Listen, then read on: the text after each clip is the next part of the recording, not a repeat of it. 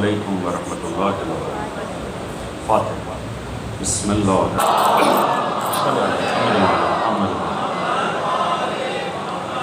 استغفر اللہ ربی واتوب الیہ۔ اعوذ باللہ من الشیطان الرجیم۔ بسم اللہ الرحمن الرحیم۔ الحمد للہ الذی لم یتخذ صاحبۃ ولا ولدا ولم یکن لہ شریک فی الملک ولم یکن لہ ولی من الذل وکبرہ تکبیرا۔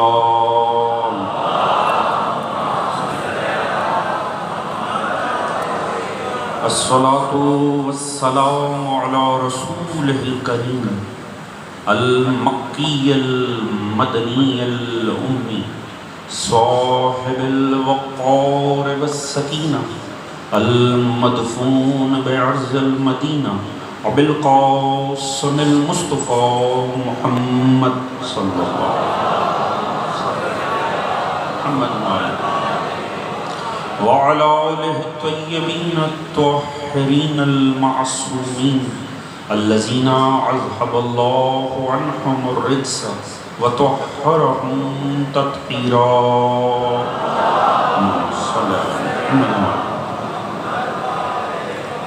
اما بعد فقد قال رسول اللہ صلی اللہ علیہ وآلہ وسلم بسم اللہ الرحمن الرحیم۔ حسین منی وانا من حسین صلوات محمد محمد۔ دعا ہے رب کائنات بسط کے ذکر محمد و آل محمد اس فرش عزا کا بچھایا جانا، منتظمین کی یہ کاوش، آپ تمام مومنین و مومنات کا اس میں شریک ہونا، پروردگار اپنی بارگاہ عالی میں قبول و منظور فرما، اور آل محمد کے غم کے سوا مومنین کو کوئی غم عطا نہ فرما۔ حضرات سامعین، ہمارا عنوان، ہمارا موضوع امام حسین علیہ السلام وارث انبیاء۔ کل اس حوالے سے کچھ گزارشات آپ حضرات کے سامنے عرض کی تھی۔ یقیناً جو دوستان کل کی مجلس عظا میں شریک تھے، کچھ نہ کچھ وہ مطالب آپ کے ذہنوں میں محفوظ ہوں گے۔ عرض یہ کیا تھا کہ امام عالی مقام کو سمجھنے کے لیے بہت لازمی ہے کہ ہمارے پاس وہ کلیہ، وہ اصول ہونا چاہیے کہ جس کی روشنی میں ذات گرامی امام حسین کو دیکھا جائے۔ زیارت وارثہ میں ایک امام معصوم بظاہر امام پر سلام کر رہے ہیں، مگر یہ سلام ہماری رہنمائی کر رہے ہیں۔ السلام علیکہ یا وارث آدم صفر اللہ، اے آدم کے وارث تجھ پر میرا سلام۔ السلام علیکہ یا وارث ابراہیم خلیل اللہ، اے ابراہیم خلیل اللہ کے وارث آپ پر میرا سلام۔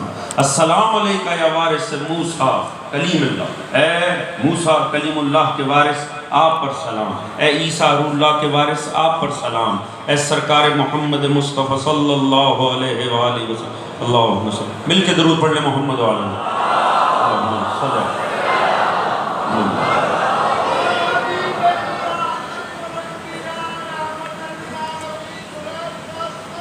اللہ صلی محمد وآلہ۔ امام بظاہر سلام کر رہے ہیں، آپ کی اور میری رہنمائی کر رہے ہیں کہ امام عالی مقام کو اگر سمجھنا ہے تو بطور وارث انبیاء سمجھنا ہے۔ یعنی امام عالی مقام کو کل میں نے آپ کے سامنے بعض تشریحات رکھی تھی کربلا کی، جو معروف ہیں زمانے میں۔ میں بہت سے چہرے نئے آج دیکھ رہا ہوں، اگر آپ کے ذہنوں میں ہو جو دوستان موجود تھے، میں نے عرض کیا کربلا کی بہت سی تفسیریں ہوئی۔ کسی نے کہا کربلا اس لیے برپا ہوئی کہ یزید نے تقاضۂ بیعت کیا، فضول بات ہے، اس کا مطلب ہوگا نہ وہ تقاضۂ بیعت کرتا نہ حسین اٹھتے، لہٰذا یہ عامیانہ بات ہے۔ امام ایسا نہیں ہو سکتا دین لٹ رہا ہو اور وہ ظالم کا انتظار کرے۔ کسی نے کہا اس لیے امام اٹھے کیونکہ خطوط لکھے گئے اہل کوفہ کے، وہ امام ہی کیا جسے ماموم بتائیں کہ آپ کو کرنا کیا ہے، لہٰذا باطل تفسیر ہے۔ کسی نے کہا کہ امام عالی مقام کا مزاج سخت تھا، کسی نے کل میں نے آپ کے سامنے وہ پیش کیے تھے، سبھی باطل ہیں۔ مگر یہ کیوں باطل ہیں؟ یہ غلط نتائج پر کیوں دنیا پہنچی؟ کیونکہ انہوں نے امام کو تاریخ سے سمجھنے کی کوشش کی۔ تاریخ سے سمجھیں گے حسین سمجھ نہیں آئیں گے، وارث انبیاء کے طور پہ دیکھیں گے تو حسین سمجھ میں آتے چلے جائیں۔ اس بات کو سمجھنا انتہائی لازم ہے۔ تو آئیے ہم آگے بڑھتے ہیں، کل کی سٹیج گزر گئی، آگے ہم انشاءاللہ بڑھتے ہیں۔ انبیاء کا اللہ نے بڑے حسین انداز میں قرآن میں ذکر کیا۔ آپ نے دیکھا کہ آدم کا ذکر بھی ہے، جتنوں پر سلام کیے، جتنوں کے حوالے سے امام پر سلام کیے امام نے، ان سب کے قصے بڑی تفصیل سے ملتے ہیں۔ کیا آدم کا قصہ، کیا نوح کا واقعہ، کیا حضرت ابراہیم و موسیٰ اور عیسیٰ کے واقعات بڑی تفصیل سے ملتے ہیں۔ مگر پروردگار نے یہ قصے سنائے کیوں ہیں؟ کیوں ہمیں آدم کا قصہ سنایا گیا؟ کیوں ہمیں نوح اور ابراہیم سے واقف کیا گیا؟ کیوں ہمیں موسیٰ اور عیسیٰ کی جد و جہد بتائی گئی؟ ہر واقعے میں آپ کو نظر آئے گا ایک جد و جہد ہے، اہل حق کی اور باطل کی۔ یہ ساری جد و جہد ہمیں کیوں سنائی گئی؟ سورہ مبارکہ ہود کی 120ویں آیت میں اللہ رب العزت نے وہ علت اور وجہ بیان کی ہے کہ میں نے تمہیں آخر یہ واقعات سنائے کیوں ہیں۔ وَكُلٌّ نُقَصُّ عَلَيْكَ مِنْ أَنْبَاءِ الرُّسُلِ، اے حبیب ہم آپ کو انبیاء کی کہانیاں سناتے ہیں، انبیاء کے واقعات سناتے ہیں۔ کیوں؟ مَا نُثَبِّتُ بِهِ فَوَادِقَ، تاکہ آپ کے دل کو مضبوط کر دیں۔ وَجَاءَكَ فِي هَٰذِهِ الْحَقِّ، اور اس کے ذریعے ہم حق کی ترسیل کرتے ہیں، ہم حق آگے پہنچاتے ہیں۔ وَمَوْعِظَةٌ وَذِكْرَىٰ لِلْمُؤْمِنِينَ، اس میں مومنین کے لیے نصیحت بھی ہے، عبرت بھی ہے۔ وہ واقعات جو ہزاروں سال پرانے ہیں پروردگار قرآن میں کوٹ کر رہا ہے، اور اس کی چاہت ہے انہیں صبح قیامت تک پڑھا جائے، انہیں سنا جائے، انہیں سنایا جائے۔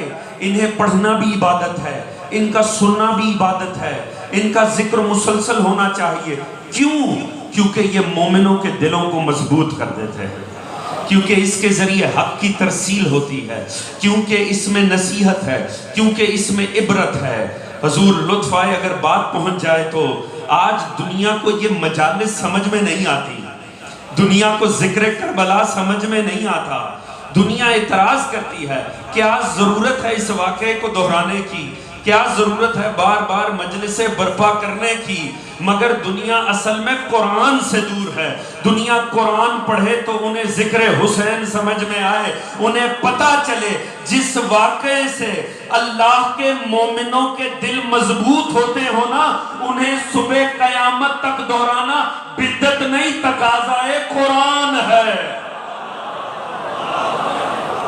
جو فرما رہے ہیں یہ مومنوں کے دلوں کو مضبوط کرتا ہے، اس کے ذریعے حق کی ترسیل ہوتی ہے۔ پروردگار نے فرمایا یہ جو واقعات میں تمہارے لیے بیان کرتا ہوں یہ اس لیے تاکہ دل مضبوط ہو جائے۔ حسین کیا ہے؟ وارث انبیاء۔ اب حضور جب انبیاء کے واقعات کی طرف بڑھے قرآن میں تو ایک بڑا لطیف پہلو سامنے آتا، اسے مفسرین نے بیان کیا اور عفان نے حضرت آیت اللہ جوادی عاملی نے بڑے خوبصورت انداز میں اس بحث کو چھیڑا۔ وہ فرماتے ہیں کہ یہ انبیاء کا جو ذکر قرآن میں آیا ہے، بظاہر کتنے نبیوں کا ذکر ہے قرآن میں؟ 24 28، اس سے زیادہ انبیاء کا ذکر نہیں ہے۔ 1.25 لاکھ انبیاء سنائے بتائے فقط 24 یا 28۔ وجہ انہوں نے فرمایا اصل میں جتنے نبیوں کا ذکر تھا اللہ نے ان 24 میں ہی سما دیا۔ توجہ فرما رہے ہیں؟ کیونکہ سارے نبی بطور نبی جسم واحد ہیں، یعنی پروردگار نے جو ان کا ذکر قرآن میں کیا ہے تو بطور افراد نہیں کیا، بطور کردار کیا۔ اللہ نے صبر، شجاعت، تقوی، عبادت، یہ سب کچھ انفاق، یہ سب بیان کرنا تھا۔ اللہ نے ان چند نبیوں کا ذکر چھیڑ کر جتنی انسانی خصوصیات تھیں وہ ان میں سما کے سنا دی۔ لہٰذا فرق نہیں پڑتا کہ 1.25 لاکھ کا ذکر ہو، اگر ابراہیم و موسیٰ کا ہو رہا ہے سمجھے سبھی کا ہو رہا۔ اسی طرح عرفا نے، میری بات کا وزن بہت زیادہ ہے جس کی تمہید باندھ رہا ہوں، پوری توجہ چاہوں گا، علماء نے لکھا آئمہ اطہار یہ 12 کے 12 متکلم واحدہ ہے. بڑا میں نے ٹرم بڑی حسین استعمال کی ہے، یعنی اگر حسن بول پڑے سمجھے علی بول رہے ہیں، اگر کوئی بات مولا تقی فرما دے سمجھے حسین ابن علی نے فرمائی ہے، کیونکہ یہ سارے متکلم واحدہ ہیں. بلکہ اس سے آگے بڑھ جائیں، علماء لکھتے ہیں یہ پورا قرآن، یہ 6666 کے قریب آیات، یہ ساری اصل میں ایک ہی مضمون ہے. پورا قرآن ایک ہی تھیم رکھتا ہے. القرآن یفسر بعضہ بعضا، بعض قرآن بعض کو بیان کرتا ہے. یہ پورا ایک ہی مضمون ہے جو قرآن ہے. اس سے آگے بڑھ جائیں، وہ فرماتے ہیں یہ پورا عالم تکوین آپس میں جڑا ہوا ہے، یہ پوری دنیا ایک ہی اکائی ہے، یعنی سب کچھ واحد میں سمایا ہے. جلوے الگ الگ دکھتے ہیں، کسی اور قوم کو بالکل یہ بات سمجھ میں نہ آئے کوئی الگ ہو کر ایک کیسے ہو سکتے ہیں، مگر اس قوم کو ضرور سمجھ میں آئیں گے جن کے نزدیک ہو 14 حقیقت میں کلنا محمد.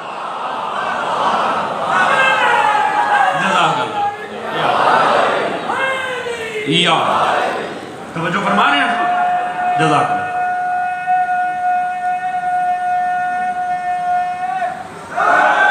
یا توجہ ہاتھ ہیں دوستان کی.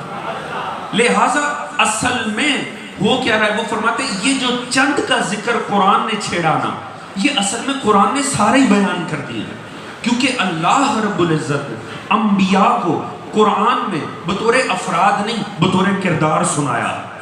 توجہ ہے جی، لہٰذا انہیں بطور کردار دیکھنے کی ضرورت ہے. چلیں آپ کی توجہ لینے کے لیے یہ بات یقیناً لطف دے گی. دنیا ہم سے سوال کرتی ہے، ٹھیک ہے بڑی فضیلت تھی، بڑے حق پر تھے، تو علی کا نام قرآن میں کیوں نہیں آیا؟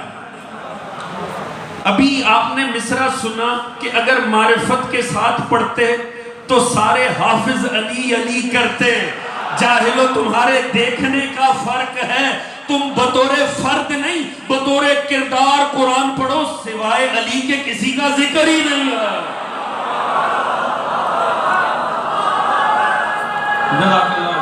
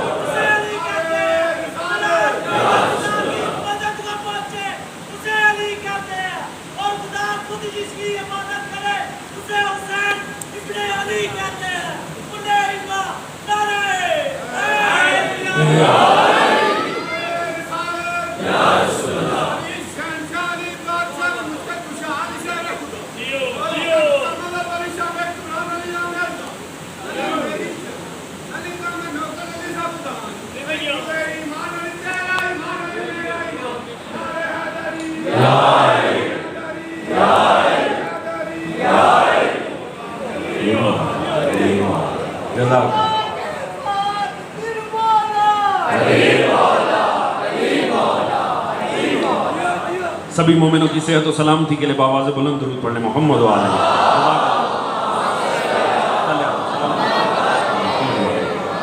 توجہ فرما رہے ہیں صاحبان. اگر کردار کے معیار پر دیکھیں گے علی کے سوا ذکر کس کا ہے قرآن میں؟ یہ اور بات ہے ذکر علی کا کرنا تھا، اللہ ابراہیم کا نام لیتا رہا. ذکر مولا امیر کا سنانا تھا، خدا موسیٰ کا ذکر چھیڑ بیٹھا. ہاں فضائل علی کے پڑھنے تھے، پروردگار عیسیٰ کہہ کے بات کرتا رہا. اور اگر کسی کو شک ہو تو پھر وہ جائے اور جا کر رسول سے پوچھے. رسول خدا نے کیا فرمایا؟ من ارادا ان ینظرو الی آدم فی علم ہی، کوئی ارادہ کرے میں آدم کو اس کے علم میں دیکھوں. فضائل آپ کے سینوں میں موجود ہے. وَعَلَى نُوحًا فِي فَهْمِهِ، نوح کو اس کے فہم میں دیکھوں. وَعَلَى إِبْرَاهِيمَ فِي حِلْمِهِ کا جب لفظ آیا تو فی فہمِهِ نوح کے لیے، حلم کا لفظ آیا ابراہیم کے لیے. کوئی چاہے کہ میں ابراہیم کو اس کے حلم میں دیکھوں. وَعَلَى مُوسَى فِي هَيْبَتِهِ، اور موسیٰ کو اس کی حیبت میں دیکھوں. وَعَلَى عِیسَى فِي عِبَادَتِهِ، عیسیٰ کو اس کی عبادت میں دیکھوں. تو کیا کروں؟ تاریخ میں جائے، آدم کو کھوجے، موسیٰ کے دور میں جائے، ابراہیم کا زمانہ پائے؟ نہیں، کہیں پیچھے نہ جائے. فَلَا يَنظُرُ إِلَىٰ عَلِيِّ ابْنِ أَبِي طالب، میرے بھائی علی کو دیکھے، 1.25 لاکھ نبی سے مشکل.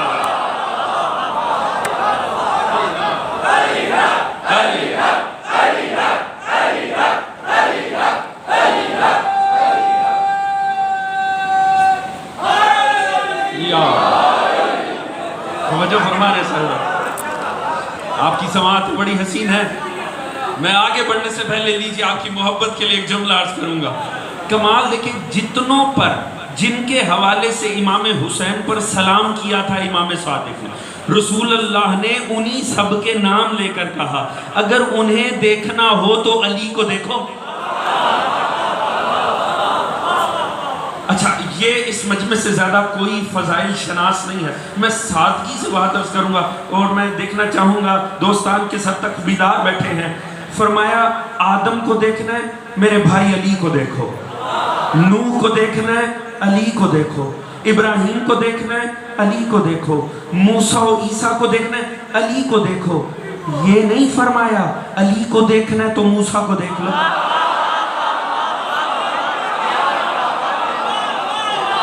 علی سمجھ، یا علی یا علی یا علی مدد. دیکھیں بڑا فرق ہے، پوری توجہ چاہوں گا، بڑا فرق ہے. یہ فرمایا ابراہیم کو دیکھنا ہے، علی کو دیکھو. نوح دیکھنا ہے، علی کو دیکھو. موسیٰ دیکھنا ہے، علی کو دیکھو. یہ نہیں کہا علی دیکھنا ہے تو ابراہیم کو دیکھو. میں نے پہلے عرض کیا اللہ نے چند یہ نبی وہ تھے جن میں 1.25 لاکھ نبی سمائے ہیں. مصطفیٰ نے 1.25 لاکھ کا نام نہیں لیا مگر ان کا نام لے کر بتا دیا 1.25 لاکھ نبی دیکھنے ہیں تو علی کو دیکھو. علی دیکھنا ہے تو ابراہیم نہیں، علی دیکھنا ہے تو موسیٰ نہیں. اب پتا چلا وارث مصطفیٰ کی وسعت فضائل کیا ہے. 1.25 لاکھ نبی علی میں سما جاتے ہیں، علی سوائے محمد کے کسی نبی میں نہیں سما.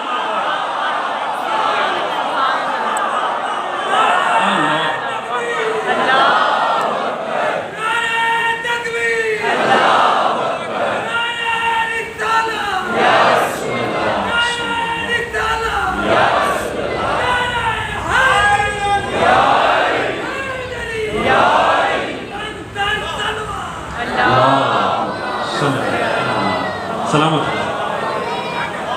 توجہ فرما رہے ہیں صاحبان. اللہ ہی بہتر جانتا ہے ذات گرامی امیر المومنین علی ابن ابی طالب کیا ہے. 1.25 لاکھ نبی، یہ جملہ ذہنوں میں رہے، دعاؤں میں یاد رکھیں گے. 1.25 لاکھ نبی مولا امیر میں سما سکتے ہیں. علی نفس مصطفیٰ ہے، علی نفس رسول ہے، سوائے مصطفیٰ کے کسی میں سما سکتا ہی نہیں ہے. علی کی وسعتیں 1.25 لاکھ نبیوں کو سما سکتی ہیں مگر علی صرف مصطفیٰ میں سما سکتے ہیں کیونکہ علی نفس رسول ہیں. تو حضور اللہ رب العزت نے 1.25 لاکھ نبیوں کو جوڑا ہے اور سرکار مصطفیٰ نے کوئی یہ نہ سمجھے، یاد رکھیں مصطفیٰ وہ ہے جو علی کا بھی مولا ہے. اسی لیے مصطفیٰ نے فرمایا سنو دنیا والو، اللہ نے 1.25 لاکھ نبیوں کو جو فضائل عطا کیے، جو کمالات عطا کیے، اس سے اعلیٰ مجھے دیے. آدم کو جو علم دیا وہ مصطفیٰ کو نہیں، اس سے اعلیٰ علم. ابراہیم کو جو فہم ملا وہ نہیں مصطفیٰ کو ملا، اس سے اعلیٰ فہم. ابراہیم کو جو اللہ نے حلم عطا کیا وہ مصطفیٰ کو نہیں ملا، اس سے اعلیٰ حلم. موسیٰ کی حیبت سے اعلیٰ حیبت، عیسیٰ کی عبادت سے اعلیٰ عبادت. 1.25 لاکھ نبیوں کے جو فضائل ہیں ان سے اعلیٰ ایک ذات میں سمائے ہیں جسے مصطفیٰ کہتے ہیں. اور مصطفیٰ 1.25 لاکھ انبیاء کے فضائل سے بھی بڑھ کر معراج پر جب فائز ہوئے وہاں کھڑے ہو کر فرمایا حسین منی وانا من حسین، حسین مجھ سے ہے.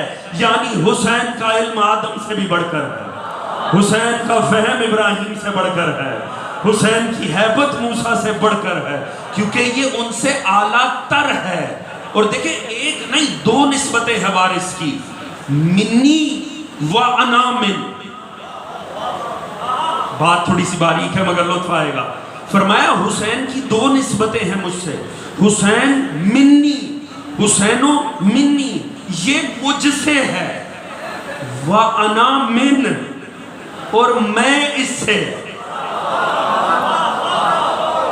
مورث اور وارث میں دو تعلق ہیں، ایک یہ کہ حسین مصطفیٰ سے، دوسرا یہ کہ مصطفیٰ حسین سے۔ یہ منی اور انا من کا فرق کیا ہے؟ اسے انتہائی لطیف انداز میں مرحوم علامہ ذیشان حیدر جوادی نے بیان کیا، اللہ ان کے درجات کو بلند فرمائے۔ کیا ہی خوبصورت بات لکھی، وہ فرماتے ہیں حسین اور مصطفیٰ دو تعلق رکھتے ہیں، منی و انا من۔ فرماتے ہیں منی سے پتا چلے گا انا من کا تعلق کیا ہے۔ فرماتے ہیں منی ہونے کے لیے کس درجہ کمال میں ہونا چاہیے۔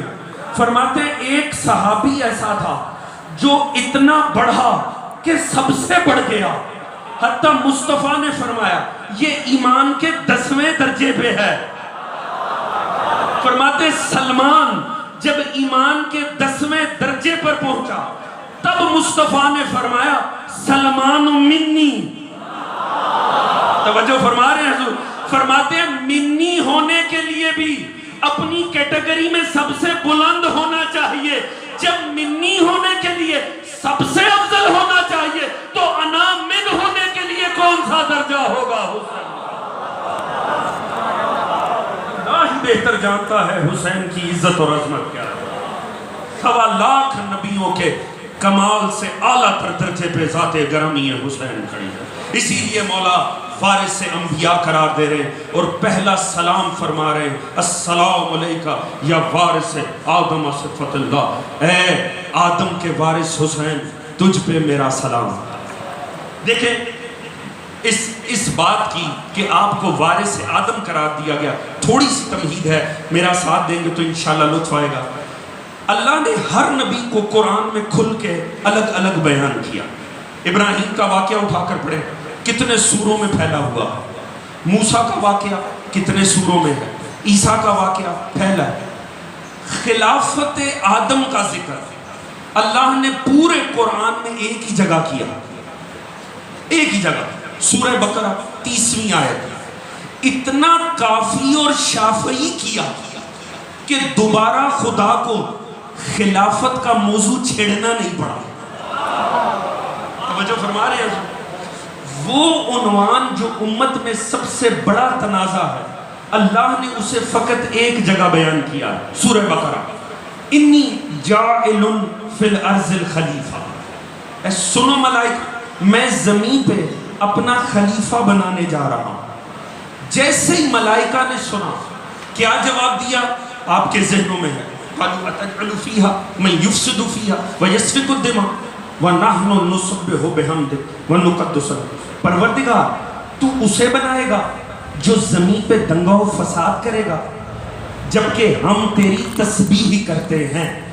ایسے ہی ہے نا جی، یہی آپ نے سن رکھا ہے۔ کس نے کہا میں بنا رہا ہوں؟ اللہ نے۔ اعتراض کس نے کیا؟ ملائکہ نے۔ اچھا اس آیت پہ آگے بڑھنے سے پہلے میں نے اس آیت کا اتنا حسین استعمال کسی تفسیر میں نہیں دیکھا۔ ایران کے عالم دین ہیں عطائی اصفہانی، انہوں نے کتاب لکھی گریہ بر امام حسین، امام علی مقام پر گریے کی فضیلت کیا ہے۔ ابھی تک یہ کتاب اردو میں نہیں چھپی۔ انہوں نے کتنی خوبصورت انداز میں آیت کو استعمال کیا، میں نے کہیں اس کا ایسا استعمال نہیں دیکھا۔ وہ فرماتے ہیں یاد رکھو اعتراض کرنا ہونا وہ کسی پر بھی اور کہیں بھی ہو جاتا۔ توجہ فرما رہے ہیں جی؟ اللہ نے فرمایا میں بنا رہا ہوں، ملائکہ معترض ہیں کیوں بنا رہا ہے، یہ تو زمین پہ دنگا و فساد کریں گے، لیجئے۔ وہ فرماتے ہیں خامخواہ اعتراض کرنا ہونا تو خالق پہ بھی ہو جاتا۔ توجہ ہے جی؟ وہ گریہ بر امام حسین میں فرماتے ہیں تعجب کیا، یہاں محرم آنے لگتا ہے، خام خواہ چوں چوں شروع ہو جاتی ہے. ایسے عزاداری نہیں ہونی چاہیے، ویسے نہیں ہونا چاہیے، عزاداری میں اسراف نہیں ہونا چاہیے. فرماتے ہیں میں یہ اعتراض دیکھ کر اور پڑھ کے بڑا پریشان ہوتا تھا، پر جب میں نے دیکھا نا دنیا اعتراض کرنے پہ آئے تو اللہ پہ بھی اعتراض کر دیتی ہے. حسین تو پھر ہمارا امام ہے. فرماتے ہیں خام خواہ کے اعتراض نہیں ہونا چاہیے، یہ دیکھنا چاہیے سامنے ذات کتنی بلند ہے. اب پروردگار نے فرمایا میں خلیفہ بنانے جا رہا ہوں. ملائکہ نے آگے بڑھ کر کہا پروردگار تو بنائے گا انہیں، یہ تو زمین پہ دنگا کریں گے. اچھا تو پھر کیا کروں؟ ہمیں ہماری طرف دیکھ، ہم تیری تسبیح کرتے ہیں. بڑی لطیف بات، لطف آئے گا، اور اگر بات پہنچے میرا ساتھ دیجئے گا. دیکھیں میں عظمت امام علی ابن ابی طالب پہ ایک جملہ عرض کرنا چاہتا ہوں. انہوں نے فرمایا ہمیں بنا، ہم تیری تسبیح کرتے ہیں. پروردگار کہہ رہے ہیں میں خلیفہ بنا رہا ہوں، وہ کہہ رہے ہیں ہمیں بنا ہم تسبیح کرتے ہیں. پروردگار نے یہ تو نہیں فرمایا میں زمین پہ پیش نماز بنانے جا رہا ہوں. پروردگار نے یہ تو نہیں فرمایا میں نماز کا پیش نماز بنانے جا رہا ہوں. یہ تسبیح کا اور خلافت کا کیا تعلق ہے؟ بات پہنچ رہی ہے کہ نہیں جی؟ دیکھیں سوال گندم جواب چنا. پروردگار فرما رہے ہیں میں خلیفہ بنانے جا رہا ہوں، وہ کہہ رہے ہیں ہمیں دے، یہ تو دنگا کریں گے، یہ تو فساد کریں گے، ہم تیری تسبیح کرتے ہیں. یہ تسبیح کا خلافت کے ساتھ کیا تعلق ہے؟ اگر تو کہیں ہماری مینجمنٹ سکلز بڑی اچھی ہیں، سمجھ میں آتا ہے. کہیں ہم معاملات کو چلا سکتے ہیں، سمجھ میں آتا ہے. پروردگار کہہ رہے ہیں میں خلیفہ بنا رہا ہوں، وہ کہتے ہیں ہمیں دے، ہم تسبیح کرتے ہیں. ملائکہ کی عقل پہ کہیں شک تو نہیں ہو رہا؟ ملائکہ نے دو باتیں کی ہیں، ایک میرے اور آپ کے متعلق، ایک اپنے متعلق. کمال فہم ملائکہ دیکھیں، ابھی ہمارا بطور انسان کردار سامنے نہیں آیا، ملائکہ نے بتا دیا یہ جسے تو بنا رہا ہے یہ زمین پہ دنگا کرے گا.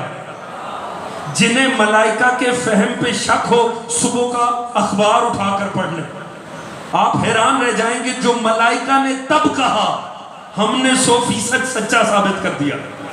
تو جن کی آدھی بات اتنی سچی تھی، باقی آدھی بات کیا یوں ہی کہہ دی. اس کا مطلب ہے تسبیح کا خلافت سے کوئی تو تعلق ہے. اگر بات پہنچے تو میرا ساتھ دینا دوستو. اس کا مطلب ہے تسبیح کا اللہ کی خلافت سے کوئی تعلق ضرور ہے. ہاں پروردگار نے کہا یعنی عالم ومالا تعلم، جو میں جانتا ہوں وہ تم نہیں جانتے، پھر مقابلہ علم بھی کروا دیا. مگر ان کی اس بات کی نفی نہیں کی جو انہوں نے دلیل دی کہ ہمیں بنا ہم تیری تسبیح کرتے ہیں. اس کا مطلب ہے خلافت کا عالم اسلام میں کوئی بھی معیار ہو، مگر ملائکہ کی نظر میں زمین پہ خلیفہ ہونے کے لیے کم از کم تسبیح کے معیار پہ پورا اترنا چاہیے. حضرات تھک تو نہیں گئے ہیں دوستو؟ میرا ساتھ دیجئے، بڑا لطف ہے. اس کا مطلب ہے تسبیح کے معیار پہ. تو یہ تسبیح کیا ہے؟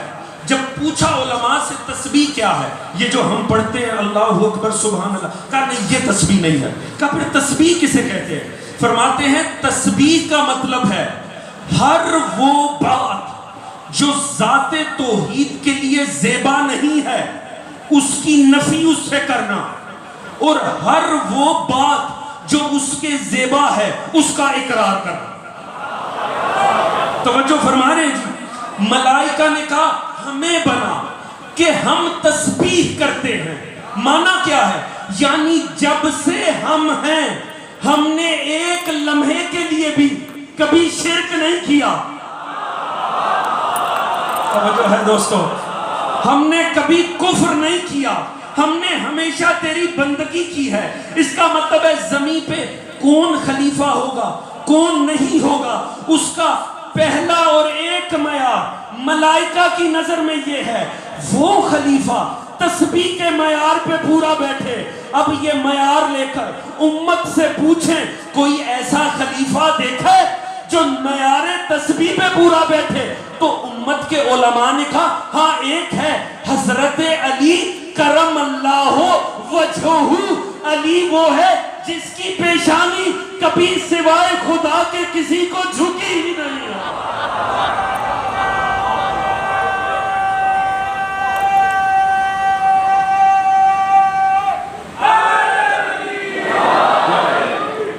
توجہ فرما رہے ہیں صاحبہ؟ یہ پیشانی وہ ہے معیار تسبیح پر سوائے ذات گرامی علی کے امت میں کوئی ایک خلیفہ نہیں ہے جو آسمانی معیار پر خلیفہ بنا. یہی وجہ ہے کسی نے مولا امیر سے پوچھا، مولا سواری پر بیٹھے ہوئے تھے، جنگ جمل کی طرف جا رہے ہیں، کسی نے کہا مولا آپ کون سے خلیفہ ہیں؟ فرمایا چوتھا. بڑا خوش ہو گیا، بڑا مطمئن ہو گیا. جیسے یہاں بہت سے دوست گھبرا گئے، جتنے آپ گھبرائے اتنا وہ خوش ہوا. علی چوتھے خلیفہ؟ فرمایا بالکل چوتھا خلیفہ ہوں. وہ پلٹ کے جانے لگا، مولا نے کہا سن یہ تو پوچھ لے کون سا چوتھا. اللہ جانے میرے ساتھ ہے کہ نہیں.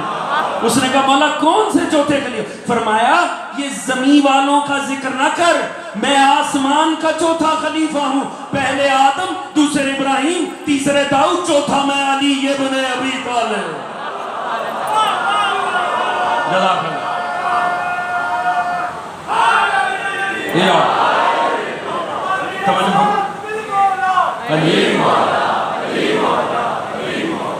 توجہ فرما رہے صاحبہ؟ اب جب ملائکہ نے یہ اعتراض کیا تو اللہ رب العزت نے اب دیکھیں وہاں تو کہہ دیا انی عالم ما لا تعلمون، جو میں جانتا ہوں وہ تم نہیں جانتے. اکثر بڑوں کے سامنے بندہ گفتگو کرنے بیٹھے نا تو اکثر ایسے جملہ سننے کو ملتا ہے، خاموش، جو ہمیں پتا ہے وہ تمہیں نہیں پتا. اس کا دوسرا مطلب ہوتا ہے منہ بند رکھیے. جو ہے جی یہ خدا کا مزاج ہے، جو فرشتوں کو خلافت کے موضوع پہ کہہ دے منہ بند رکھیے. اللہ جانے جب انسان بولتا ہوگا تو پروردگار کا مزاج کیا بنتا ہوگا. توجہ ہے جی؟ یہ حق فقط خدا کا ہے، وہ صرف خلیفہ بنا سکتا ہے. مگر تھے تو اپنے ہی، ہیں تو اپنے ہی، اور تسبیح و تقدیس بھی کرتے ہیں. پروردگار نے اب انہیں بتانا تھا جو میرا انتخاب ہے نا وہ کتنا باکمال ہے. اول تو سوچنے کی بات ہے، پروردگار نے یہ کب کہا میں آسمان پہ خلیفہ بنانے جا رہا ہوں؟ فرمایا انی جاعل فی الارض خلیفہ. ملائکہ بیٹھے آسمان پہ ہیں، لینا وہ خلافت چاہتے ہیں جو زمین پہ قائم ہوگی. بات پہنچ رہی ہے کہ نہیں دوستو؟ کیا انہوں نے کبھی خدا سے ان چیزوں کا تقاضا کیا جو ہمارے پاس ہیں؟ کبھی ہمارے لباس مانگے، ہماری کھانے کی ڈشز مانگی، خلافت مانگ لی؟ علماء تفسیر نے کیا حسین نقطہ لکھا ہے. وہ فرماتے اس لیے کہ ملائکہ جانتے تھے جسے اللہ نے زمین پہ خلیفہ بنانا ہے نا وہ بیٹھا زمین پہ ہوگا، اس کا راج آسمانوں پہ چلے گا. وہ زمین پہ بیٹھ کے آسمان کے معاملات کو طے کرے گا. اب پروردگار نے فرمایا سنو، ایسا نہیں ہے کہ میں نے یوں ہی بنا دیا، اس کا استحقاق ہے. وَعَلَّمَ الْآدَمَ الْأَسْمَاءَ كُلَّهَا ثُمَّ عَرَضَهُمْ عَلَى الْمَلَائِكَةِ فَقَالَ أَنبِئُونِي بِأَسْمَاءِ هَؤُلَاءِ إِن كُنتُمْ صَادِقِينَ. پروردگار نے آدم کو اسماء تعلیم کیے، تعلیم کرنے کے بعد سامنے کیے ملائکہ کے، کہا ملائکہ تم بتا دو اگر تم واقعی سچے ہو تو. اللہ نے علم کا مقابلہ کروا دیا. جیسے ہی آدم کو علم بولتے دیکھا نا ملائکہ تو دنگ رہ گئے اور دنگ آ کے کہنے لگے پروردگار لا علم لنا الا ما علمتنا. یا اللہ یہ کیا پڑھ رہے ہیں؟ ہم تو فقط وہ جانتے ہیں جو تو نے بتا رکھا. خدا کی قسم یہاں لطف آ جائے، یہ جملہ آپ کو جاتے وقت بھی لطف دے گا. اور یہ میں اپنے طالب مانا رائے سے پیش کرا. علامہ علی نقی نقل نے تفسیر میں جملہ لکھا ہے اور کمال کر دیا. فرماتے ہیں پہلی مرتبہ ملائکہ اور انسان کا ٹاکرا تھا. انسان کی عظمت کو دیکھ کر ملائکہ چیخ پڑے لا علم لنا الا ما علمتنا.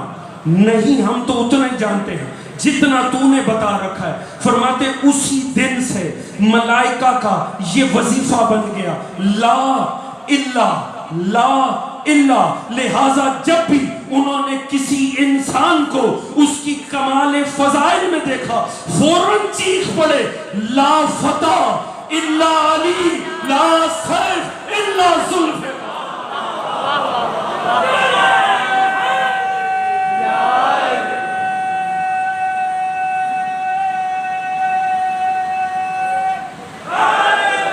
یا جزاک سلام اللہ صلی علی محمد محمد. توجہ فرما رہے ہیں صاحب. لہٰذا کیا ہے، پروردگار نے ایک علم کا مقابلہ رکھا اور واضح کر دیا جسے میں بنا رہا ہوں وہ تم پہ شرف علم رکھتا ہے. اس کا مطلب ہے جب بھی کبھی نزاع ہوگا، اختلاف خلافت پر ہوگا، تو ہمیشہ معیار یہ نہیں ہوگا کسے کتنے ووٹ ملے ہیں. محلے کا ناظم نہیں بنانا، اللہ کا خلیفہ بنانا ہے. ہمیشہ اس کا علم دیکھا جائے گا. حضور یہ بات اب سمجھے، آدم کے وارث ہیں حسین. کربلا کی ایک تفسیر یہ بھی ہوئی، اور یہ آج انجینئر بیٹھے تفسیر کر رہے ہیں کہ حسین اصل میں اس خلافت کو بچانے چلے جو بعد مصطفیٰ قائم ہوئی. انہوں نے کہا چونکہ خلافت ملوکیت میں بدلی جا رہی تھی اس لیے حسین نے جان دی. یعنی حسین نے جان دی اس خلافت کو بچانے کے لیے جو سقیفہ میں بنی. یہ کربلا کی آج تازہ ترین تفسیر ہے. اور اصل کمال یہ ہے، یہ تفسیر ناسبیوں کی طرف سے نہیں آ رہی، بظاہر حبداروں کی طرف سے آ رہی ہے. جوان اس بات پر غور کریں، جن کی آنکھوں میں نام حسین پہ آنسو آ رہے ہیں وہ یہ تفسیر کر رہے ہیں کہ حسین نے خلافت کو جب ملوکیت میں بدلتے دیکھا حسین نے جان دے. توجہ فرما رہے ہیں جی. اب اس بات کو سمجھنا بڑا لازمی ہے. یہ پوری کربلا کو برباد کرنے والی بات ہے. یہ امام کی قربانی کو خلافت سے جوڑ. کمال دیکھیں، کیا امام نے خلافت کو بچایا؟ نہیں حضور، منظر تو کوئی اور دکھائی دیتا. یہ پہلے چند خلفاء راشد کیوں ہوئے اور کیا وجہ ہے یزید اور اس کے بابا اقتدار ہونے کے باوجود راشد نہ بن سکے؟ توجہ فرما رہے ہیں. یہ سلسلہ راشدین کو روکنے والی ذات حسین کی بات پہنچی نہیں میری حضور. آپ کے لاہور میں بہت پہلے امام حسین کانفرنس ہوئی. اس کا عنوان یہ تھا اگر حسین کربلا برپا نہ کرتے تو کیا ہوتا. ہر عالم دین نے اپنی رائے دی. علامہ علی نقی مرحوم لکھنؤ سے آئے اسی آپ کے شہر میں. انہوں نے ایک جملے میں پوری کربلا کو سمیٹ دیا. آپ نے فرمایا اگر حسین جان نہ دیتے یزید وہ خلیفہ بنتا جو شریعت بیان کرتا. فرمایا حسین نے جان دے کے یزید سے شریعت بیان کرنے کا حق ہی چھین لیا. عالم اسلام میں خلیفہ راشد کا اختیار یہ ہے جو آپ کے ہاں امام معصوم کا ہے کہ وہ جو کہے گا وہی وراثت مصطفیٰ ہوگی. وہ فرماتے کیا وجہ ہے کہ پہلے 4 تو راشد ہوئے مگر یزید اور اس کے بابا نہ ہو سکے. کیا کسی عالم کی جرت تھی کہ وہ حاکم شام کے دربار میں کھڑے ہو کر یہ کہتا میں آپ کو خلیفہ تو مانتا ہوں راشد نہیں مانتا؟ پھر وہ بتاتا کہ راشد کہتے کسے ہیں. توجہ ہے جی. وہ فرماتے ہیں یہ ذات حسین کا کمال ہے. حسین نے اپنی جان دے کر یزید کو فقط بادشاہ رہنے دیا، خلیفہ نہیں بننے دیا. لہٰذا آج 1400 سال بعد بھی یزید کے ہمدرد امت میں ہیں مگر کبھی کوئی ایک مسئلہ بھی یزید کا نام لے کر بیان نہیں کرتے کیونکہ حسین نے یزید کو اس قابل ہی نہیں چھوڑا کہ وہ دین بیان کر سکے. جو فرما رہے ہیں یہ کیا ہے وارث آدم نے. وارث آدم کو دنیا نے خلیفہ نہیں مانا مگر وارث آدم نے یزید جیسوں کو خلیفہ بھی نہیں رہنے دیا. یہ اتنی عظیم قربانی حسین ابن. اگر یزید خلیفہ بن جاتا تو کیا ہوتا؟ آپ سوچ سکتے ہیں آج جو حرام و حلال کی تمیز ہے یہ مٹ جاتی. ایسا ہے کہ نہیں؟ معروف واقعہ ہے آپ کی تاریخ کا. یزید کو عشق ہوا اور وہ بھی کس سے؟ اپنے دادا کی ہی بیٹی سے، معروف واقعہ آپ کی تاریخ کا. اس نے ذمہ داری بھی کس کی لگائی؟ عمر ابن عاص کا حسین ابن علی سے فتویٰ لے کر دو کہ میں اس سے نکاح کر سکتا ہوں. اس نے سادہ سا جواب دیا، حق وہ ہوتا ہے جو دشمن کی زبان پر آ جائے. اس نے کہا یاد رکھ حسین محافظ شریعت کا نام ہے، حسین کٹ تو سکتا ہے، اللہ کے حرام کو حلال نہیں کر سکتا. کہا پھر آپ کا ہنر کیسے ٹھہرے گا؟ آپ کا ہنر ہی کیا اگر آپ یہ فتویٰ نہ لے سکے تو؟ اس کا مطلب ہے یزید بھی جانتا ہے ظلم تو ہو سکتا ہے مگر حلال و حرام تبھی بدلے گا جب حسین بدلے گا. اس نے کیا کیا؟ اس نے خط لکھا. خط کے مندرجات کیا تھے؟ اس نے یزید کی طرف سے امام کو خط لکھا، اور خط لکھا کہ میرے دادا نے گھر میں ایک پودا لگایا تھا، اب وہ پودا جمع ہو چکا ہے، اور یقیناً بزرگوں کے ذہن میں واقعہ ہوگا، اب اس پہ پھل آ چکا ہے. کیا میرا حق بنتا ہے کہ میں وہ درخت سے پھل توڑ کر کھا لوں؟ توجہ ہے؟ جنہیں اپنی مرضی کے فتوے چاہیے ہونا وہ الفاظ ہی ایسے استعمال کرتے ہیں کہ ان کا مقصد پورا ہو جائے. جب خط امام حسین کو ملانا تو بڑا یقین تھا کہ جب سوال ہی یہ ہے کہ درخت لگایا ہے دادے نے، پھل تیار ہو چکا ہے، میں توڑ کے کھا لوں، تو جواب کیا ہونا چاہیے؟ ظاہری سی بات ہے وہ چاہتے تھے امام لکھے ہاں پھل کھایا جا سکتا ہے، وہاں وہ حرام کو حلال کر دیتا. مگر وہ نہیں جانتا تھا جسے سوال لکھ رہا ہے نا وہ باب مدینہ تو العلم کا وارث ہے، وہ جسے کہہ رہا ہے نا وہ آدم کے علم کا وارث ہے، وہ وارث انبیاء ہے. امام حسین نے ایک سطر میں جواب دیا، مسئلہ ہی ختم کر دیا.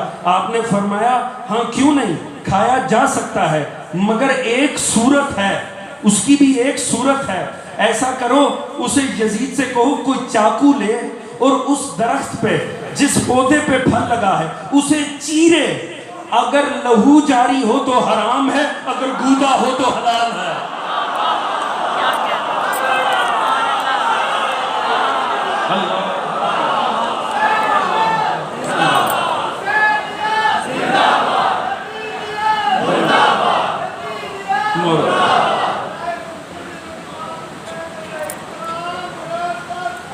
اللہم صلی علی محمد و علی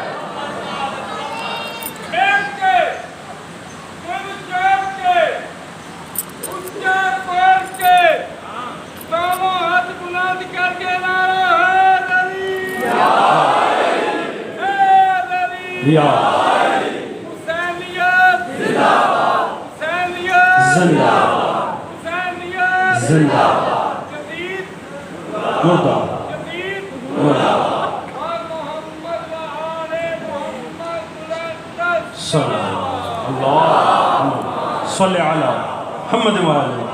حضور ہر وہ امتی جسے حلال و حرام کی تمیز ہے اسے حسین ابن علی کا شکر گزار ہونا چاہیے. یہ جو حلال و حرام کی تمیز ہے یہ بوجہ وارث انبیاء حسین ابن علی ہے.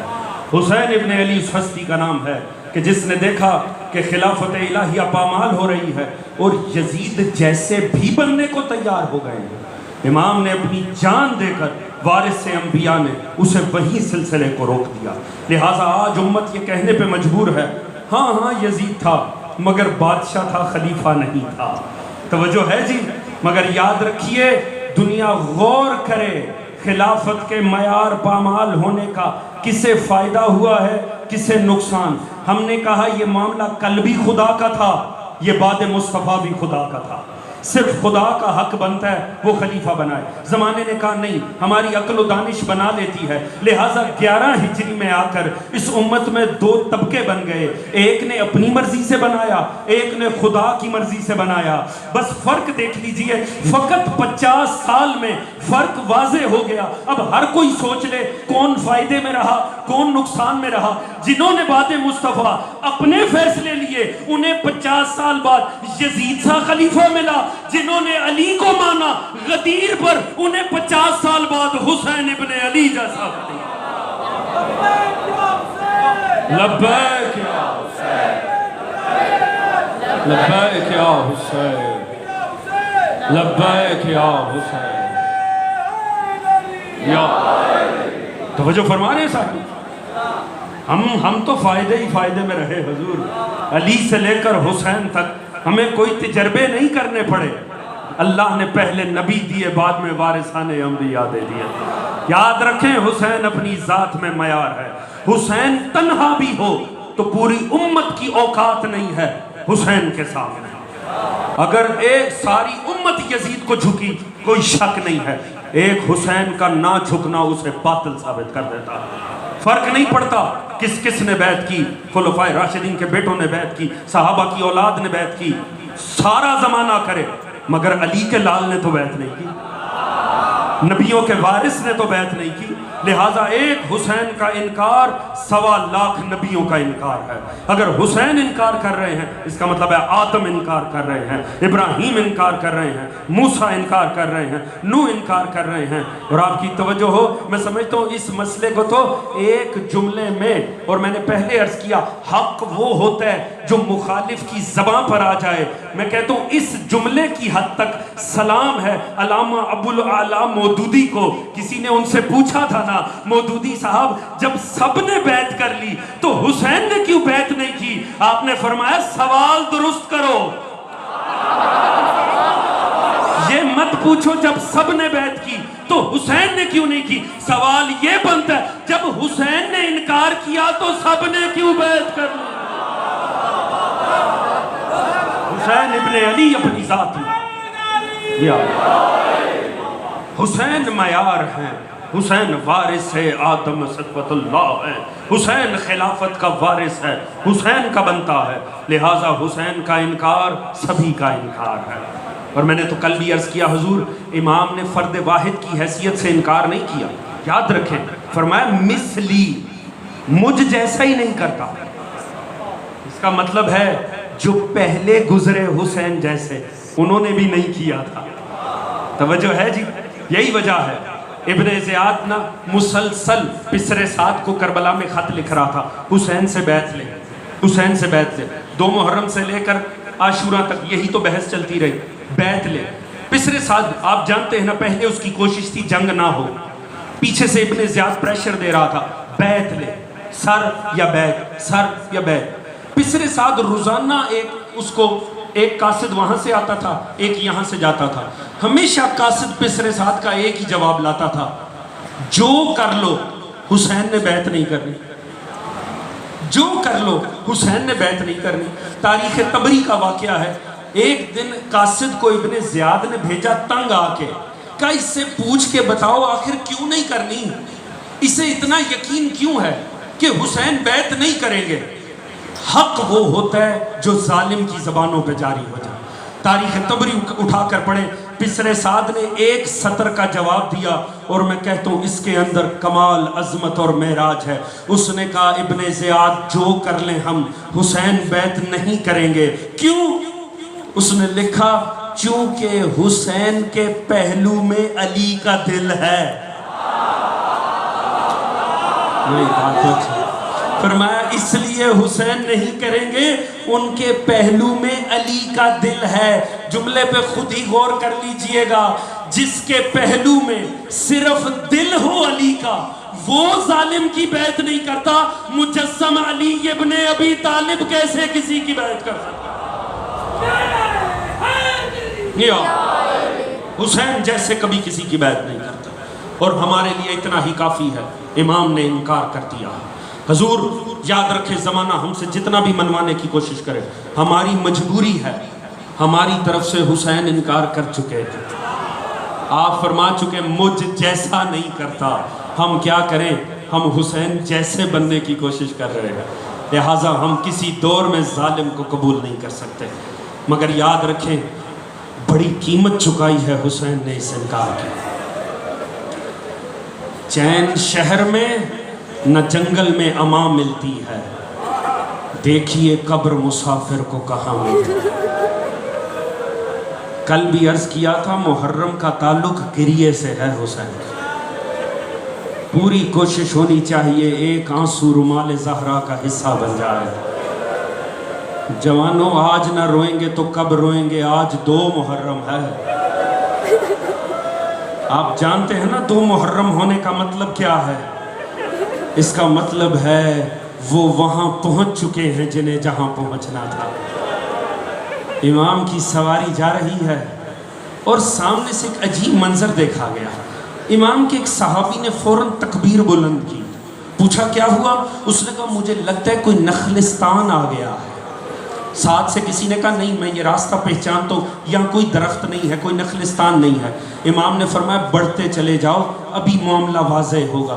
تھوڑی دیر بعد جا کے ایک صحابی تڑپ کر آیا، اس نے کہا مولا وہ جسے درخت سمجھے تھے نا وہ نیزوں کی نوکیں ہیں، وہ نیزے آمادہ ہو رہے ہیں جو اکبر کے سینے میں اتارے جائیں گے، وہ نیزے لائے جا رہے ہیں جن سے قاسم کے ٹکڑے ہونے ہیں، وہ نیزے آ رہے ہیں جن سے آل محمد کے بچوں کو پامال کیا جائے گا۔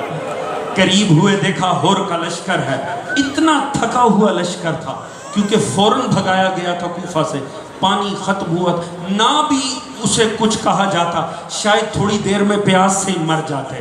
امام نے جب ان کی حالتیں دیکھی نا، ہونٹ سوکھے ہوئے ہیں، حتیٰ گھوڑوں کی زبانیں باہر آ چکی ہیں، اور نے کہا مجھے بھیجا گیا ہے آپ کو روکنے کے لیے۔ امام نے فرمایا بات بعد میں ہوگی، عباس ہمارے پاس کتنا پانی ہے؟ کہا مولا اتنے مشکیزیں ہیں۔ فرمایا اس پورے لشکر کو پانی پلایا جائے۔ 2000 کے لشکر کو ابو الفضل العباس اپنے ہاتھوں سے پانی پلا رہے ہیں۔ یہ ہے علی کا بیٹا، وہ جس نے اپنے قاتل کو جام شربت دیا تھا۔ علی والا ظرف ہے عباس کا، اپنے قاتلوں کو پانی، سب سیراب ہو گئے نا۔ مولا نے فرمایا پانی ہے کہاں ہے؟ فرمایا ان حیوانوں کو پانی کون پلائے گا؟ حیوانوں کو پانی پلایا گیا۔ میں کہتا ہوں آسمان اس منظر کو دیکھ لے، دیکھ حسین کی عظمت کیا ہے۔ سب حیوان سیراب ہوئے۔ مولا نے فرمایا پانی بچ گیا؟ جی مولا کچھ پانی بچ گیا ہے۔ فرمایا ان حیوانوں کے سم جل رہے ہیں، ان کے سموں پہ بھی پانی ڈال دو۔ میں کہتا ہوں ہائے یہ وہی حسین ہے جو کربلا میں 10 محرم کو اپنے ننھے بچے کو گود میں لے کر کہیں گے ظالموں کوئی قصور ہوگا تو زہرا کے لال کا ہوگا، اس بچے کو ایک گھونٹ پانی دے دو یہ بچ جائے گا۔ مولا آپ جن سموں پہ پانی ڈلوا رہے ہیں کل کو آپ کی لاش پہ یہ گھوڑے دوڑائے جائیں، مگر یہ ظرف ہے حسین ابن علی کا۔ سارے سیراب ہوئے۔ آپ جانتے ہیں مولا رکے نہیں، مولا نہیں رکے، مولا ہر کو ایک طرف کر کے آگے بڑھے ہیں، ہر ساتھ ساتھ مولا کے جا رہا ہے۔ اب ایسے میں مولا سوار ہے، جیسے ہی ایک مخصوص جگہ پر پہنچتے ہیں مقدر شناس سواری حسین کی وہیں ٹھٹک گئی، وہیں رک گئی۔ امام نے کوشش کی گھوڑا چلے، نہیں چل رہا۔ جناب عباس نے کوشش کی، نہیں چل رہا۔ ایک اور سواری لائی گئی، امام اس پر سوار ہوئے، ایک قدم چلا وہ بھی رک گیا، پھر دوسری سواری لائی گئی، امام نے ایک قدم اٹھایا سواری نے رک، 7 سواریاں بدلی گئی، کوئی سواری آگے نہیں بڑھ رہی۔ مولا نے کہا عباس یہ پاس کوئی رہتا ہو تو لے آؤ۔ تھوڑی دیر میں مولا عباس نے آ کر کہا مولا یہاں بنی اسد رہتے ہیں۔ مولا نے کہا ان سے کہو آئیں اور اپنے بزرگوں کو بھی ساتھ لائیں۔ جب بنی اسد آئے نا مولا نے پوچھا سواری پہ سوار ہیں حسین، سوار پوچھا اس سرزمین کا نام کیا ہے؟ کسی نے کہا مولا اسے غازریہ کہتے ہیں۔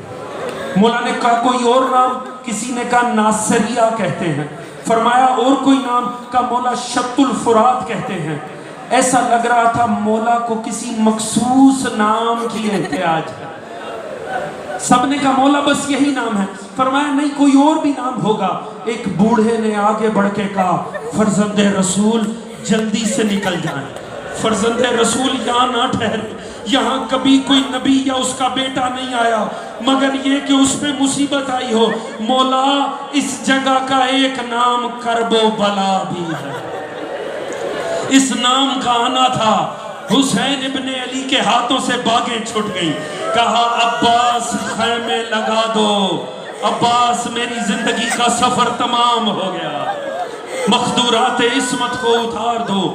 وہ تڑپ کے بوڑھا کہنے لگا مولا یہاں نہ ٹھہرے، مولا یہ جگہ انبیاء اور ان کی اولاد کے لیے بڑی مشکل ہے۔ مولا نے فرمایا تمہیں بس اتنا پتا ہے، مجھے تو یہ بھی پتا ہے ہمارے ٹکڑے اسی سرزمین پہ پھیلائے جائیں گے۔ یہی میرے بچوں کی قبریں بننی ہیں، مجھے تو یہ بھی پتا ہے یہی ہمیں نیزوں سے گرایا جائے گا۔ ایک مرتبہ سب بیویاں اتری، روایت کا جملہ ہے جیسے ہی جناب زینب بی بی زمین پہ اتری، بی بی نے عجیب کام کیا، جناب زینب مٹی پر بیٹھ گئی، ایک مرتبہ مٹی کو اٹھایا، بی بی نے سونگا تڑپ کے پھینک دیا، کہا عباس کو بلاؤ۔ جیسے جناب عباس ہے، کہا عباس بھیا سے جا کر کہو آقا زادی کہہ رہی ہیں، زینب کہہ رہی ہیں میں یہاں نہیں ٹھہروں گی، بس یہاں سے نکل چلو۔ کہا بی بی معاملہ کیا ہے؟ کہا جا کر بتاؤ مجھے اس مٹی میں سے بھائی کے خون کی خوشبو آ رہی۔ ایک مرتبہ عباس نے آ کر کہا آقا ذاتی کہہ رہی ہیں چلیے، کہا بس زینب کو بتا دو، زینب تیرے بھائی کی زندگی کا سفر ختم ہو گیا۔ ایک مرتبہ خیمے سجا دیے گئے، مولا مظلوم کربلا نے بنی اسد سے کہا بنی اسد دیکھو میں اس سرزمین کو خرید کرنا چاہتا ہوں۔ انہوں نے کہا فرزند رسول آپ ہی کی جد کا صدقہ ہے، آپ جتنا ٹھہرنا چاہتے ہیں ٹھہریے۔ آپ نے فرمایا نہیں میں خرید کرنا چاہتا ہوں۔ 60 سے 70 ہزار دینار میں میرے مولا نے اس زمین کو خرید کیا، جناب علی اکبر کے نام سے اس جاگیر کو خرید لیا گیا۔ پھر آپ نے فرمایا اپنے مردوں کو لاؤ، سارے مرد اکٹھے ہو کر آؤ، مجھے کچھ نصیحتیں تمہیں کرنی ہیں، میں تمہیں وصیت کرنا چاہتا ہوں۔ سارے بنی اسد سامنے آ کر کھڑے ہو گئے۔ آپ نے فرمایا بنی اسد والو دیکھو اس زمین پہ ہم خیمے لگا رہے ہیں، مگر یاد رکھو ہم نے زیادہ دیر ٹھہرنا نہیں ہے۔ ہاں ابھی سے 8 دن کے بعد عصر عاشوراں ہمیں یہاں ذبح کر دیا جائے گا، ہمیں یہاں ٹکڑوں میں بدل دیا جائے گا، لہٰذا تم سے التماس ہے اگلے دن تم بیلچے اٹھا کر آنا، تم زراعت کے بہانے آنا، مگر ہمارے لیے اتنی محنت کر دینا کہ ہماری قبریں یہاں پر بنا دینا، ہماری قبریں بنا کر دیکھو ہماری قبروں پہ زراعت نہ کرنا، نشانوں کو قائم رکھنا۔ اس کے بعد مولا نے جو وصیت کی ہے نا، میں کہتا ہوں شیعو خدا کی قسم تمہارا مقدر کتنا عظیم ہے، تمہارے مولا تو تمہیں کبھی بھولے ہی نہیں۔ ہاں 2 محرم کو بھی تمہیں یاد رکھا، زیر خنجر بھی تمہیں یاد رکھا۔ 2 محرم کو کہا بنی اسد والو جب بھی میرے شیعہ مجھے تلاش کرتے ہوئے آئیں گے، میرے شیعہ میری قبر پہ آئیں گے، انہیں بتانا یہ مظلوم کربلا کی قبر ہے، یہ ساتھ میں اکبر کی قبر ہے، یہ ساتھ میں اصغر کی قبر ہے، اور وہ جو فرات پہ لیٹا ہے وہ ابوالفضل العباس کی قبر ہے۔ ہاں ہماری قبروں کے نشان بتا۔ اور اس کے بعد مولا کی اپنے اوپر شفقت دیکھو، خدا کی قسم مولا کا احسان ہے، مولا تو ہمیں کبھی بھولے نہیں۔ 2 محرم کو بھی یاد رکھا، ہاں 10 محرم کو بھی یاد رکھا۔ آپ کو یاد ہے نا اس روایت کی بڑی قدر کرنا، یہ روایت سکینہ نے تماچے کھا کے پہنچائی ہے۔ اس روایت کو سنانے کے لیے شمر کے تماچے کھائے ہیں۔ بی بی نے آ کر بتایا تھا میرا بابا آخری وقت یہ کہہ رہا تھا اے میرے شیعوں جب کبھی ٹھنڈا پانی پینا مجھ مظلوم کی پیاس کو اجرکم اللہ۔ یہی حق ہے آل محمد کو رونے کا، یہی دن ہے آل محمد کو رونے کا۔ اللہ ان رومان زہرہ میں آنسوؤں کو جلا قرار ہو۔ ہاں ہمیں مولا نے ہر لمحے یاد رکھا کہ بنی اسد والو جب میرے شیعہ آ جائیں نا میری قبر کا نشان واضح کرنا۔ اور پھر مولا کی عنایت دیکھو، کہا کم از کم 3 دن ٹھہرانا، جب میرا شیعہ میرے لیے آئے نا زائر میرا پہنچے اسے 3 دن کربلا میں ٹھہرانا، اسے 3 دن اس کی خاطر مدارت کرنا۔ نہیں سمجھ میں آیا، بنی اسد والوں نے تو پوچھا ہی نہیں کہ مولا آپ نے 3 دن کا ذکر کیوں کیا۔ ہاں علماء مقتل نے لکھا یہ 2 محرم کو پتہ نہ چلتا، مگر جب 7 کو پانی بند ہوا 10 کو پیاسی شہادتیں ہوئی تب پتہ چلا مظلوم نے کیوں کہا کہ 3 دن ٹھہرانا۔ میرے مولا چاہتے ہوں گے میرا ہر عاشق ذرا 3 دن کربلا کی زمین پہ رہ کر اندازہ کرے کہ اس گرم سرزمین پہ 3 دن پیاسے رہنا ننھے بچوں کے ساتھ کتنا مشکل تھا۔ ہائے پیاسے حسین ابن علی، ہائے پیاسے علی اصغر، बस हजूर, जब नसीहत तमाम हुई आपने फरमाया जाओ बनी असद जाओ, अब जाकर अपनी औरतों को भेज दो। बनी असद चले गए, सारी खवातीन बनी असद के सामने आई। आपने फरमाया बीबियों, मेरे साथ नबियों की हुर्मत आई है, मेरे साथ मखदूरात इस्मत हैं, अली और बतूल की बेटियां मेरे साथ आई हैं। हाँ, हो सकता है 11 मुहर्रम को तुम्हारे मर्द ना आ सके, तो क्या करना? फरमाया पानी भरने के बहाने आ जाना, और आके ना यहाँ बेगोरो कफन लाशें पड़े होंगे, उन पे तुम मट्टी उछाल देना, तुम मट्टी उछालो, हो सकता है ऐसे ही हमारी कब्र बन जाए। अब जाओ, अब सुनना शियो गुर्बत अपने इमाम की। फरमाया जाओ, अब अपने बच्चों को भेज दो। मुश्किल कुशा का बेटा बच्चे तलब कर रहा है। जब नन्हे नन्हे बच्चों की फौज सामने आई, मेरे मौला ने कहा शहजादो, मेरे साथ भी नन्हे नन्हे शहजादे आए हैं। देखो 11 मुहर्रम होगा, यहाँ हमारी लाशें पड़ी होंगी, हो सकता है तुम्हारे बाप ना आ सकते, हो सकता है तुम्हारी माएँ ना आ सके। अब गुर्बत सुनिएगा, मौला ने फरमाया खेलने के बहाने आ जाना, खेलने के बहाने आना, खेल ही खेल में हमारी लाशों पे मट्टी डाल देना। हो सकता है ऐसे हमारी लाशें छुप जाए। मौला चाहते थे नबी ज़ादियाँ मेरी लाश को उरे आना देखें, मगर हाय वो 11 मुहर्रम, ना मर्द आए, ना औरतें आ सकी, ना बच्चे आए। जब नबी ज़ादी लाशें हुसैन पे पहुंची, वो हालत थी लाश की। एक मर्तबा रुख किया मदीने की तरफ और कहा नाना, नाना क्या यही आपका हुसैन